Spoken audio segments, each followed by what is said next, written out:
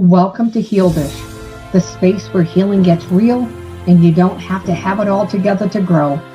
Each week we explore the nervous system, emotional resilience, and the journey from surviving to thriving. You're not broken, you're healing, and you don't have to do it alone. This is Heal Dish. Let's begin. Good Friday evening, everyone. So good to see each and every one of you back here at Heal Dish. I'm Gina. I am your host, and I am here tonight. Usually I go live on Mondays. I haven't been able to do so many Mondays because, things get in the way, life, kids, work, the whole 9 yards.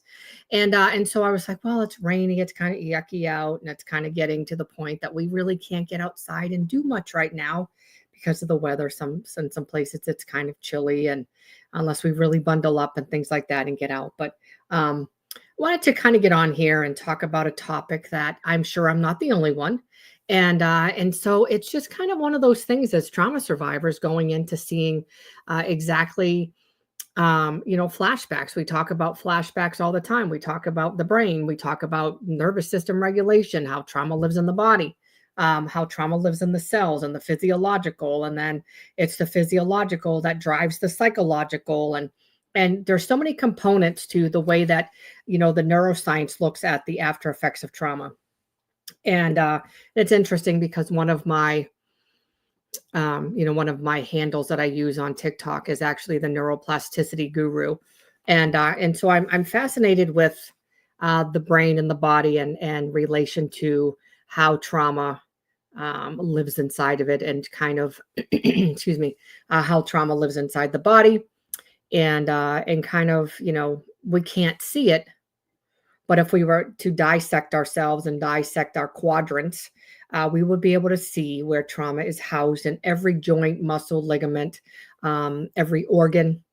And so I think it's very important, when we get on here and we really speak real raw truth surrounding mental health and trauma, because there's not a lot of people that are trauma informed. There's not a lot of people that are going to go back and get, become trauma informed and go back. They've already done a lot of schooling. They don't want to go back and learn a lot of the neuroscience and stuff like that. And so, no fault of their own. I totally get it. But when God called me to do podcasting, he's like, I want you to bring real raw truth. And so that's exactly what I do. And so tonight's episode is called What Retraumatization Looks Like for a Trauma Survivor. And excuse me, let me get a glass of water. I've been talking a lot. I've been interviewing and doing a lot of stuff. So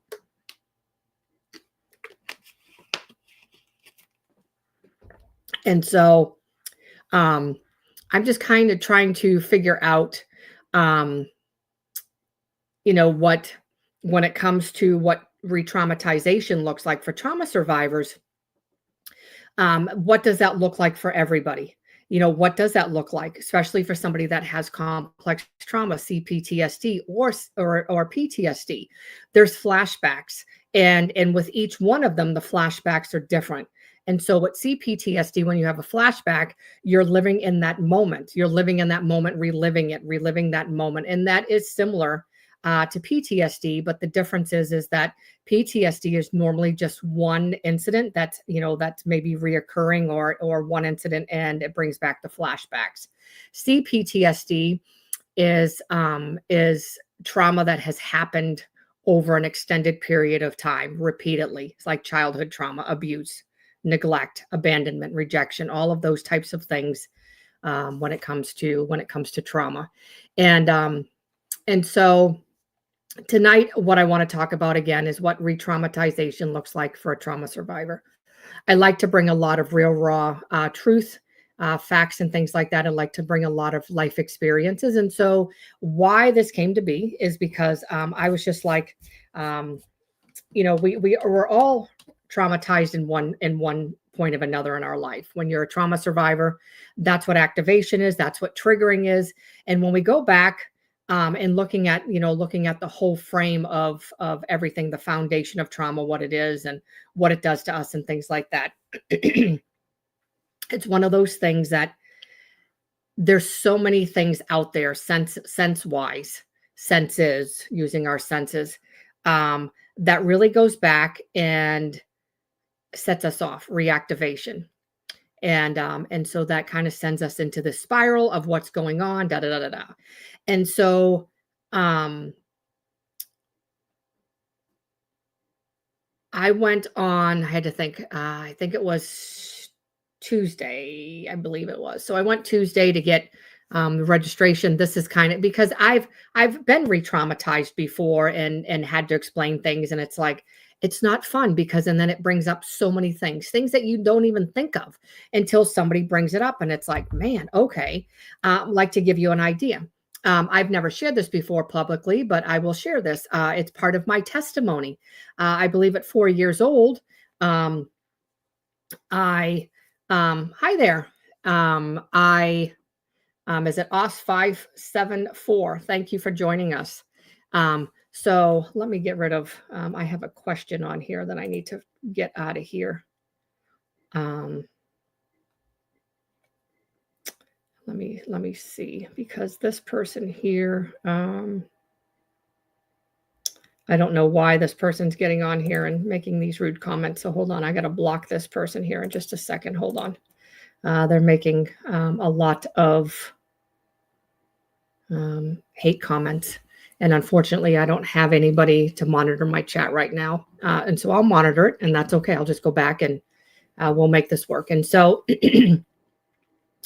at 4 years old, my brothers, I lived in Dorchester, Massachusetts. So I am a Bostonian. That's where my heart is. But anyway, I always say that you can't take the city out of the girl, or is that how it goes? You take the girl out of the city, but you can't take the city out of the girl. And that's kind of where I'm at. But anyway, my brothers used to tease a neighbor girl. She was very heavy. They were young too. My older brother's only 5 years older than me. My other brother's only two.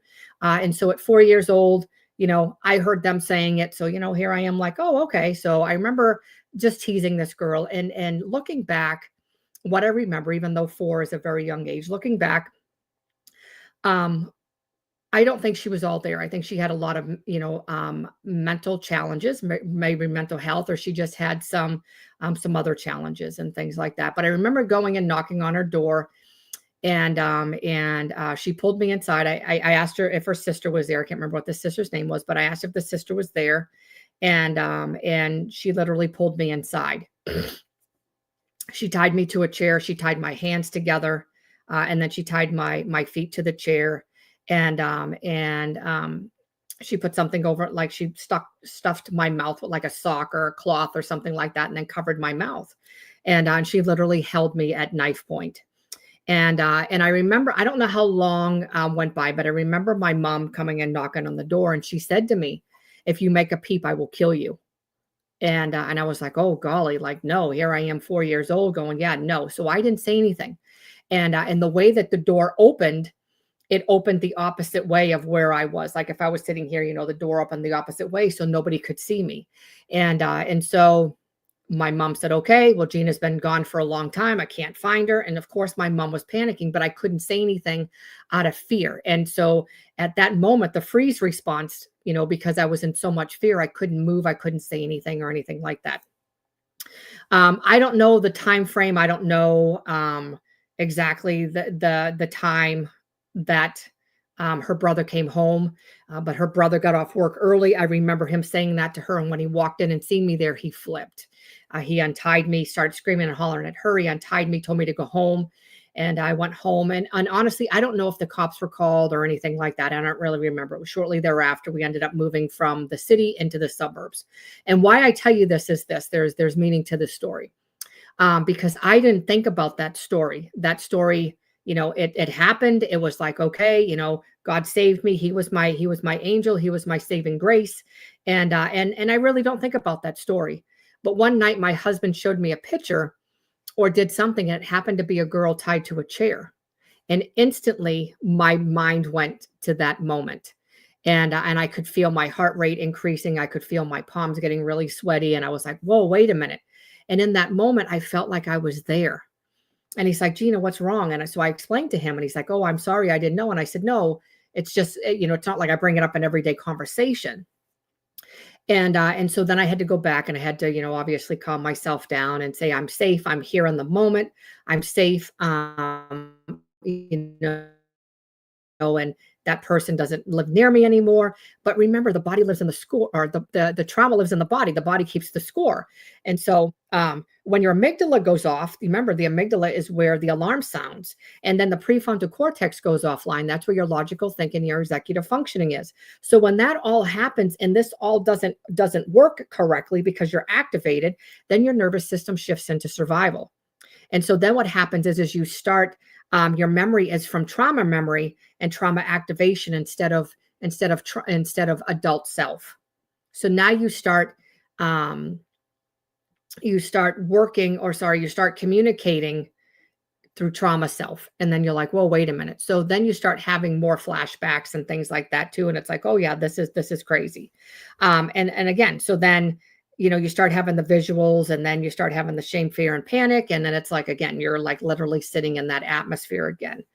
And so I was like, oh my goodness, this is crazy. And so again, I had to pretty much calm myself down and things like that. And as a trauma informed practitioner, obviously that's exactly, what I was able to do. But in the moment of even being in that chair, I probably was numb and detached. And obviously I said I wasn't able to speak. And that's because I was in that freezer shutdown mode. And so it's just like, holy smokes, like what's going on? And I remember shaking. I remember feeling like I was going to vomit. And I was just completely terrified with what was happening. And so it's crazy. And so when these types of things happen, a lot of times we regress to a younger emotional age. So when this happens, we start acting the age that the wound was created.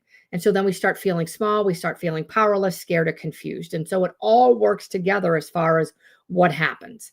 And so that was just to give you an idea. And so I went Tuesday to get, hi, Heather. I don't know if you're still here, but hi. And so I ended up going Tuesday and getting plates for my car. And so I had asked the lady, hey, the attendant there, and I had asked her, I said, hey, it's good to see you, Heather. So I'd asked her, hey, I'm just curious about the federal ID so I can fly.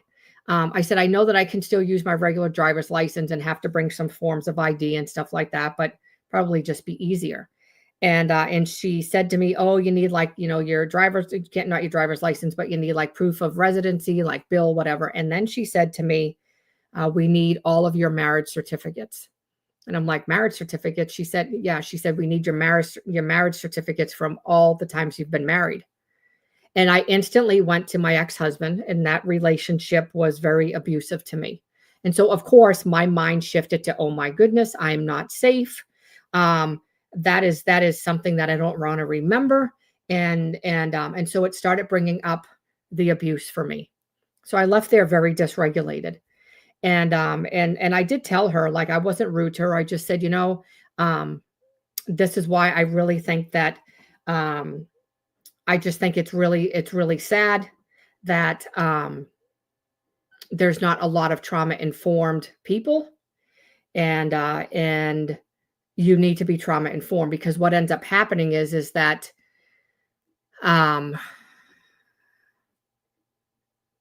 when you're trauma informed, you understand what it's like not to re-traumatize somebody.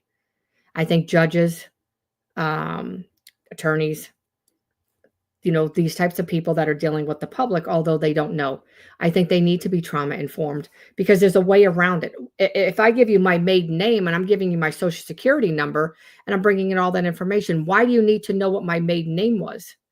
Everything's attached to my social security number anyway.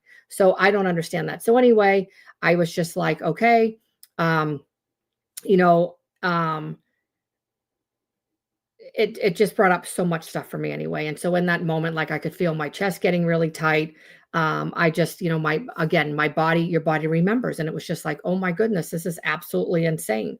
And so I just felt unsafe in that moment. And I think she could recognize that. And I said, I'm not trying to be rude, but I just feel like, how many women and men as well, I'm not downplaying them, but how many women and men, we'll add them, have domestic violence, and are married to those that have endured domestic violence. And then you're asking us to go back and get proof or a marriage certificate. And then it's like, and then I started getting angry. I started getting bitter, and I started getting angry because I said, why should I have to spend money to get a marriage certificate that I'm using for this? This is absolutely stupid. Like, now I have to spend money for this. And so it brought up a lot for me. And I was just like, this is absolutely insane. And I was just like, it was just like, you have got to be kidding me.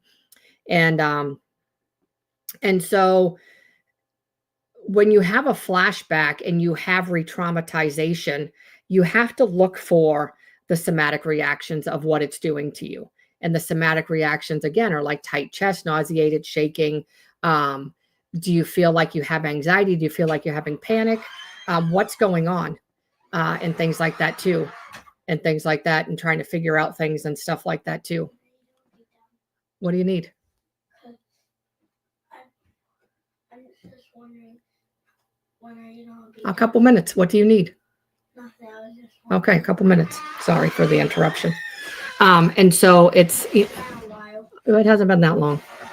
And so it's kind of I love you. It's kind of like going back and looking at everything. The body keeps the score. But when you learn those coping skills, when you learn those nervous system regulation skills, you can ground yourself in safety almost immediately. And so I was able to do that because, again, that's what I do for a living. But why trauma survivors often don't recognize it is because they think it's a personality flaw. They think, oh my goodness, what's going on with me? It must be my personality. It must just be the type of person I am. Or what they like to do is minimize their own trauma. And so it kind of looks at, different things and kind of figuring out what's going on and all of that type of stuff as well. And kind of looking at everything and saying, what happened to me wasn't as bad as what I'm playing it to be. And so you're minimizing. Some people will be like, oh, well, this only happened to me, when in fact it might have been something huge, but they don't want to recognize that they're just minimizing. Growing up in chaos makes it feel normal. And so, I go toe to toe with people when it comes to this, because when you grew up in a chaotic environment, for us that have grew up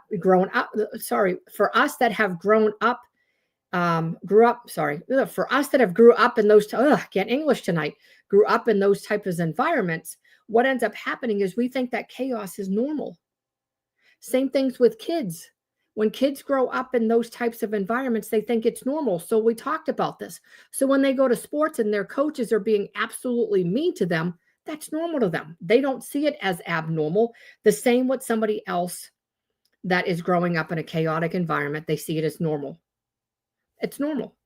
And so that's the environment. That's the biological, that's the environmental that comes in. You become your environment. My family was very negative. I ended up taking on that negative stance. I was very negative. I hung around everybody negative. And it was like, oh my goodness. And so, we tend to take on whatever our environment is, but we don't know any better. So we feel like it's normal, or we think it's normal, when realistically speaking, it's not. Trauma responses feel automatic. And so they come on and we just think that it's an automatic response. And so we don't realize that it's being re-traumatized. When you can't sit because your brain constantly won't shut off, you're constantly being re-traumatized. Your amygdala is in hijack. Your prefrontal cortex is not functioning properly, and your body is dumping a ton of cortisol, and it is lethal to your body. And so it starts damaging all of your organs and everything else, because you're dumping high amounts of cortisol and adrenaline, because you're in a constant fight or flight. And so then what happens is you start blaming yourself. Oh, it must have been my fault that this happened. I shouldn't have brought it up, or this, and this. And so you have to remember that it's not you.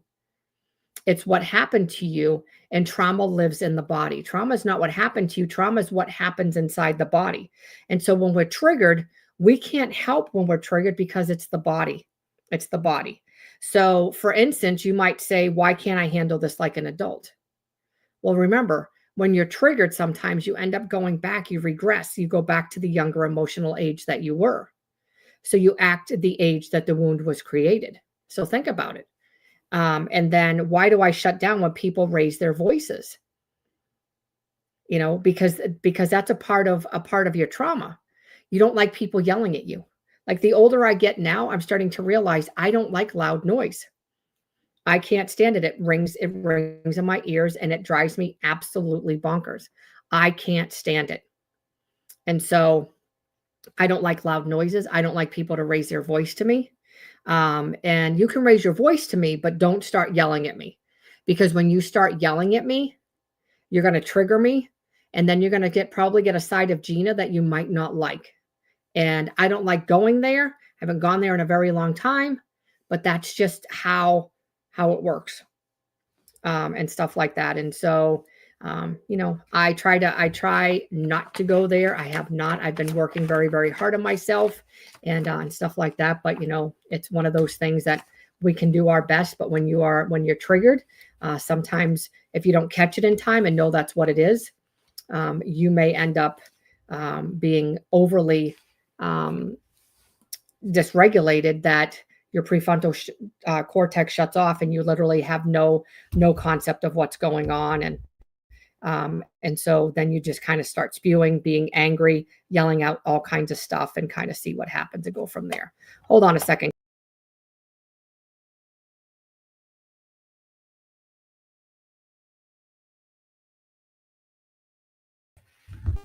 Okay, sorry.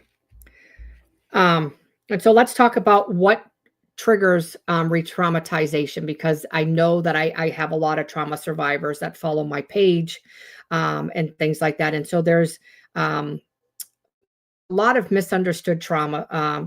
There's a lot of misunderstood triggers when it comes to re-traumatization. And a lot of them are, people like, oh, like I kind of had some disagreements with a lady today. Hold on a minute. Sorry, guys. My son's calling. Hello? Yeah, I'm in the middle of a live. Can you give me like 5 minutes or so? Huh? Okay, I'll be there. Bye-bye. All right. So at least now I know that I'm on a 5 minute, because now my son's like, I need picked up. Okay. So 5 minutes. All right. So we'll kind of end with this, and I'll have to pick up. I'll probably pick up on this on Monday, and stuff like that. But let's talk about just a couple of these. So misunderstood triggers. So it goes back to environment. Environmental. What are your sounds? What are your smells? What are your tone of voice? Chaos, yelling, slamming doors. So those are, those are triggers in your environment. And then it's relational. Relational is having a relationship, whether it's with a spouse, whether it's with a friend. That is relational. And so when it comes to relational, it's feeling ignored, being criticized, someone walking behind you, feeling trapped or pressured. And then we go into internal. So what's internal? Body sensations. What does stress look like? Exhaustion, hormones, thoughts or memories. And so, so triggers are reminders. They don't show weakness. And so what it's reminding you of is this. And we'll kind of close with this, and then I will continue this again on Monday, and probably just start the whole thing over. But I'll leave this up for now and then start over on Monday. Because I was a little bit distracted. I don't have anybody in the chat, and I have kind of some mean messages in the chat and stuff. And somebody had asked me some very rude questions, and so people are just dumb. Pardon me, but some people are. Some people look at me. I'll just say, so I had to block somebody because he was asking me what I thought of Black people, and then told me I was a hater. And I have somebody that was in the chat telling me, what did you do to make him abuse you? As if like we do something. Like people like that are just, I'm just going to say it, they're morons. They're absolutely idiots, and and anybody that sits there and says that, you did something to deserve that, you need to have pardon my language, I'm not even going to say it, but you should have a good old fanny butt whooping is what you need. And so it's people like that's a re-traumatization.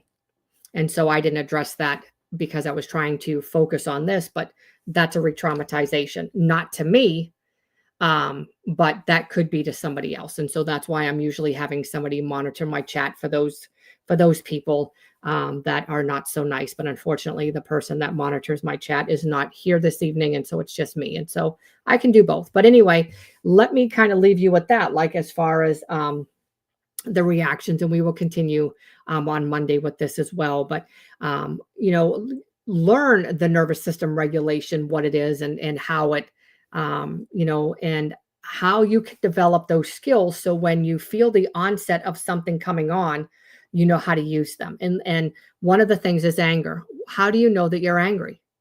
So think about the emotions and the feelings that rise up when you're like, or when the emotion is anger, but what is the feeling? What do you feel when anger arises?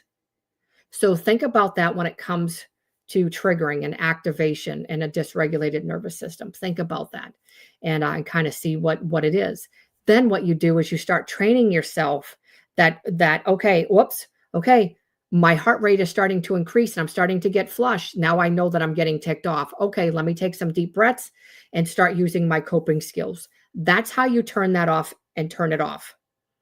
Because the more that you're re-traumatizing, the more that you are in this state of fight or flight or freeze or shutdown, the more that your amygdala is hijacked and the more that all of this is going on and in your body, you keep dumping cortisol, and adrenaline.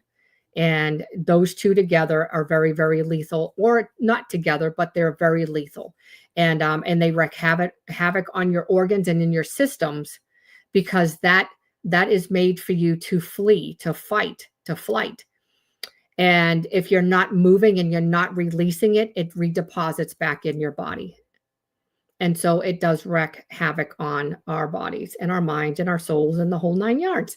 And so it's really a lot when it's coming to this. But as we close this evening, and again, I will continue this on Monday. And as we close this evening, I'm going to challenge each and every one of you to look up a nervous system regulation skill. And kind of see if you can teach yourself one. And it's not an overnight fix all. It's something that you literally have to do over and over and over, just like when you take your medication or you're doing something. You can't learn the Bible overnight, and you're not going to heal overnight. You didn't get this way overnight. You're not going to heal overnight. We can peel back layers of the onion, but that peel can always come back on. So we're constantly peeling and peeling and peeling. So remember that. If you have questions, concerns, you always know how to reach me. My email is available and stuff. And as always, I love each and every one of you. I'll be praying for you, and I'm always here for you. And if you need anything else, don't hesitate to reach out. Have a good night, guys. I'll talk to you soon. Good night.